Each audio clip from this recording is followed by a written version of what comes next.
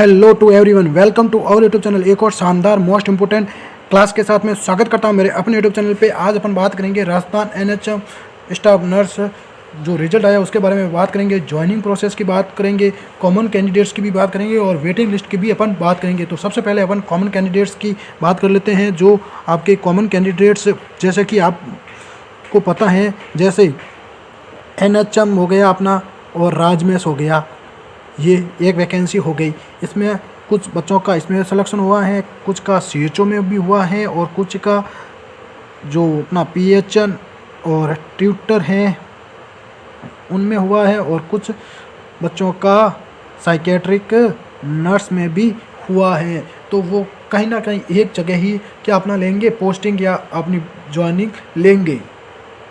हर कोई तो एक से दो जगह तो नहीं ले सकता। तो कॉमन कैंडिडेट्स जो लिस्ट होगी बहुत जल्द आपको पता दी जाएगी, है ना। इसका सॉल्यूशन निकाला जा रहा है बहुत जल्द। इसमें कॉमन कैंडिडेट्स की अलग लिस्ट निकाली जाएगी और कॉमन कैंडिडेट्स की अगर लिस्ट निकाल दी जाए तो काफ़ी बच्चों को यहाँ पे क्या हो जाएगा, बेनिफिट्स हो जाएगा। और वेटिंग लिस्ट में भी काफ़ी बच्चों को बेनिफिट्स हो जाएगा। वेटिंग लिस्ट तो 100 to 1% तो आनी है, आएगी तो आएगी। देखो, वेटिंग लिस्ट का एक टाइम पीरियड होता है, पहले 6 मंथ का था, अब 1 ईयर का हो गया है। तो 1 ईयर तक आपका टाइम लग जाएगा, बहुत ज़्यादा टाइम लग जाएगा इसमें वेटिंग लिस्ट में। तो मेरा तो यही कहना है, आप वेटिंग लिस्ट का वेट मत करिए, अपनी तैयारी को और मजबूत करिए, जो भी अपनी स्टडी है उसको कंटिन्यू रखें। क्या पता इसमें बीच में जो एग्ज़ाम आने वाले हैं उनमें आपका सिलेक्शन हो जाए। तो अपनी तैयारी को स्टार्ट कर दीजिए। अगर इसमें फाइनल सिलेक्शन आपका नहीं हुआ है, जो भी 10 नंबर से रह गए हैं, 5 नंबर से, 2 नंबर से, कुछ पॉइंटों में से भी स्टूडेंट्स रह गए हैं, कहीं ना कहीं ये आपके साथ गलत हुआ। एनएचएम और राजमेस की एक साथ मेरिट निकालनी चाहिए, या फिर दोनों की पहले ही जो प्री डीवी की थी वो भी अलग अलग निकालनी थी, एक साथ क्यों निकाली उसमें। तो वो एक अलग बात हो गई है। तो कॉमन कैंडिडेट्स और वेटिंग लिस्ट तो आपको पता चल जाएगी, है ना। या तो कॉमन कैंडिडेट्स को वेटिंग लिस्ट में भी बता दिया जाएगा, दोनों की साथ में निकाली जाएगी, या फिर कॉमन कैंडिडेट्स की अलग निकाल दी जाएगी और वेटिंग लिस्ट की अलग निकाल दी जाएगी। अलग निकाली जाएगी तो डबल फ़ायदा हो जाएगा, और एक निकाली जाएगी तो मतलब अपन बोल सकते हैं कि अलग अलग लोगों को फ़ायदा हो सकता है। तो ये तो बात हो गई। अब अपन ज्वाइनिंग प्रोसेस की बात करते हैं। तो joining process upon step by step joining की प्रोसेस के बारे में देखेंगे। डॉक्यूमेंट जो आपके होंगे वहाँ पे चेकलिस्ट, उसके भी बारे में अपन देखेंगे। पोस्टिंग एंड सैलरी की डिटेल्स भी अपन बात करेंगे और हॉस्पिटल रिपोर्टिंग गाइड अपन वो भी देखेंगे।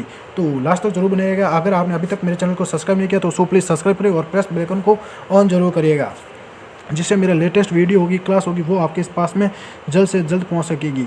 देखो, अगर आप नॉर्सेट जैसे एम्स जो भी तैयारी करना चाहते हैं, कुछ इम्पोर्टेंट टॉपिक्स शेयर करना चाहते हैं तो कर सकते हैं अपने कमेंट के द्वारा। लोगों को ये भी पता चल जाएगा जो अभी इनका नंबर आ गया है, और मैं ये क्लास लेके आऊँगा, उसमें आपको अलग अलग सब्जेक्ट वाइज टॉपिक्स बताऊँगा, इम्पोर्टेंट रहेगा। और ये भी बताऊँगा कि आज तक जो नॉर्सेट हुए हैं इस टॉपिक से कितने क्वेश्चंस पुटअप हुए हैं, उनको अपन अलग अलग से डील कर लेंगे। तो आप हमारे साथ बने रहिएगा। कोई भी डाउट है तो आप टेलीग्राम चैनल पे मैसेज कर सकते हैं ऑनलाइन नर्सिंग स्टडी के साथ, है ना। तो यहाँ पे आपको डॉक्यूमेंट्स क्या क्या लेके जाने हैं वहाँ पे, है ना। डॉक्यूमेंट्स आपको ओरिजिनल तो आपको लेके जाना है और उसकी 2 फोटोकॉपी आपको रखनी होगी, है ना। आगे और पीछे दोनों की फ़ोटोकॉपी आपको रखनी होगी। 10वीं और 12वीं मार्कशीट आपके पास में होनी चाहिए। मतलब 10th और 12th की मार्कशीट या सर्टिफिकेट आपके पास में होना चाहिए। जीएनएम या बीएससी नर्सिंग जो भी 4th ईयर तक और 3rd ईयर, है ना, जीएनएम, ये भी आपके पास में होना चाहिए। और सर्टिफिकेट तो होना ही होना चाहिए। राजस्थान नर्सिंग काउंसिल में रजिस्ट्रेशन सर्टिफिकेट ये तो मस्ट है, ये होना चाहिए। कैटेगरी सर्टिफिकेट हो गया आपका, SC ST OBC EWS हैं, ये आपको ले जाए जाना है। और जो आपका डोमिसाइल सर्टिफिकेट है ये तो होना ही चाहिए आपके पास में। राजस्थान निवास प्रमाण पत्र ये होना चाहिए। आइडेंटिटी प्रूफ होना चाहिए आपका, आधार या वोटर ID कार्ड। और पासपोर्ट साइज फ़ोटोज़ आपको लेके जाने हैं, 4 से 6 फ़ोटोज़ लेके जाने हैं। और रिजल्ट का प्रिंट आउट या रोल नंबर आपके पास में जो स्लिप है वो रख सकते हो, या अपना एडमिट कार्ड यहाँ पे आप रख सकते हो। एक्सपीरियंस सर्टिफिकेट अगर आपने कोई लगाया है तो ये लेके जाना है। तो ये सभी डॉक्यूमेंट्स आपको एक ट्रांसपेरेंट जो फोल्डर है वहाँ पे आपको लेके जाना है, उसमें व्यवस्थित रखना है ना, जिससे आपको भी पता चल जाएगा कौन कौन से डॉक्यूमेंट्स मैंने लगाए हैं। तो मेरिट वाइज आपको पोस्टिंग जो लिस्ट है वो भी आएगी, 100 to 1% आएगी डीवी के बाद में। अगर डिपार्टमेंट द्वारा कोई भी आपका डिस्ट्रिक्ट हॉस्पिटल हो गया जो जारी करती हैं वो आपको अलॉट कर दी जाएगी, बहुत जल्द अलॉट कर दी जाएगी। लगभग 1 मंथ का भी टाइम लग सकता है या 2 मंथ का भी टाइम लग सकता है, क्योंकि देखो सीएचओ का अभी तक नहीं हुआ है ज्वाइनिंग। तो उसमें आपका नाम होगा और अलॉटेड हॉस्पिटल आप में उसको दिया जाएगा। देखो ये तो हो गया सब। मैं पहले बोलते थे कि मैंने एनएचएम स्टाफ नर्स में को सेकंड प्रायोरिटी पे रखा और इसका राजमेश को फर्स्ट प्रायोरिटी पे रखा, क्या चेंज हो जाएगा? अब तो उन्होंने चेंज ही कर दिया है, अलग अलग लिस्ट निकाल दी, तो इसको तो कोई चॉइस फिलिंग नहीं हो सकती। हाँ, लेकिन ये बात है कि हॉस्पिटल की आपको चॉइस फिलिंग दी जा सकती है। एनएचएम वालों को तो हो जाएगी, ये तो फ़ायदा एनएचएम वालों को सीएससी मिलने वाला है अपने नज़दीकी। ये राजमेश में आपको थोड़ा दूर मिल सकता है ना। तो ये लिस्ट आपको हेल्थ डिपार्टमेंट राजस्थान या राजमेश पोर्टल पर आएगी। अलॉटमेंट या ज्वाइनिंग लेटर कैसे आएगा? आपका जो हॉस्पिटल वाइज ज्वाइनिंग लेटर होगा ये आपको ईमेल से या एसएमएस आ जाएगा या नोटिस बोर्ड आपके पास में पता चल जाएगा आरएसएसबी के द्वारा। ये आपको पता जाएगा अपना अपॉइंटमेंट लेटर में आपका क्या लिखा होगा? रिपोर्टिंग डेट लिखी होगी, रिपोर्टिंग हॉस्पिटल का नाम लिखा होगा, कॉन्ट्रैक्ट पीरियड या सैलरी आपकी उसमें लिखी होगी। Documents to carry at reporting time, जो मैंने अभी डॉक्यूमेंट्स बताए ये रिपोर्टिंग टाइम में आपको लेके जाने हैं। और हॉस्पिटल रिपोर्टिंग ज्वाइनिंग डे कैसा क्या होगा? जिसमें हॉस्पिटल में आपको पोस्टिंग मिल जाएगी, वहाँ जाइए, जो भी नर्सिंग सुपरिटेंडेंट है या मेडिकल सुपरिटेंडेंट ऑफिस है आपको क्या करना होगा? रिपोर्ट करनी होगी।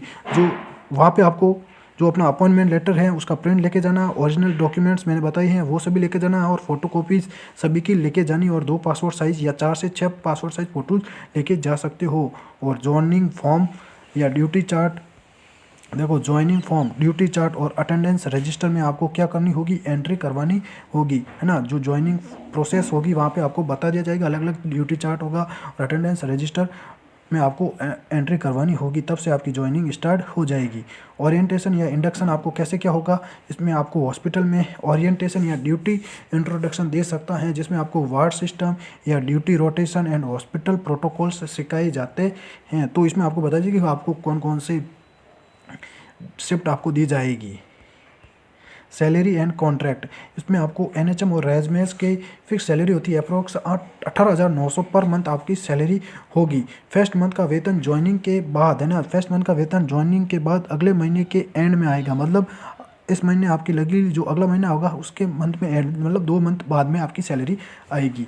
और जो अपन बोल सकते हैं कि एनएचएम में और राजमेश में कौन कौन से हॉस्पिटल्स आपको देखने को मिलेंगे जहाँ पे आपकी पोस्टिंग होगी। देखो गवर्नमेंट डिस्ट्रिक्ट हॉस्पिटल हो सकता है, सीएससी कम्युनिटी हेल्थ सेंटर आपको मिलेगा, पीएससी प्राइमरी हेल्थ सेंटर और मेडिकल कॉलेज एंड हॉस्पिटल, ये आपके राजमेश के लिए होगा। इसकी लिस्ट आपको मेरे टेलीग्राम चैनल पे उपलब्ध करवा दी जाएगी। अर्बन हेल्थ मिशन जो सेंटर्स हैं वहाँ पे एनएचएम वालों की ड्यूटी लग सकती है। ये हॉस्पिटल है, वहाँ पे आपको जाना होगा ज्वाइनिंग। देखो कुछ कैंडिडेट्स ऐसे भी हैं जिनका पहले एनएचएम में सिलेक्शन हो रखा है, लेकिन उन्होंने गलती करी है इस बार अपनी डीवी करवाई है काफ़ी लोगों ने, है ना, जो पिछले एनएचएम में लगे हैं, लेकिन इस बार भी उन्होंने डीवी करवाई है, तो वो सीट उन्होंने फालतू में ख़राब कर दी है। कुछ कैंडिडेट्स हैं जिनका साइकेट्रिक नर्स में भी हो रखा है और इसमें डीवी करवाई हैं, बहुत सारे ऐसे हैं। तो ये आपको अगर शानदार लगा है क्लास तो शेयर जरूर कर देना और कमेंट जरूर करके बताना कोई भी अगर प्रॉब्लम है तो। Thank you to all of you.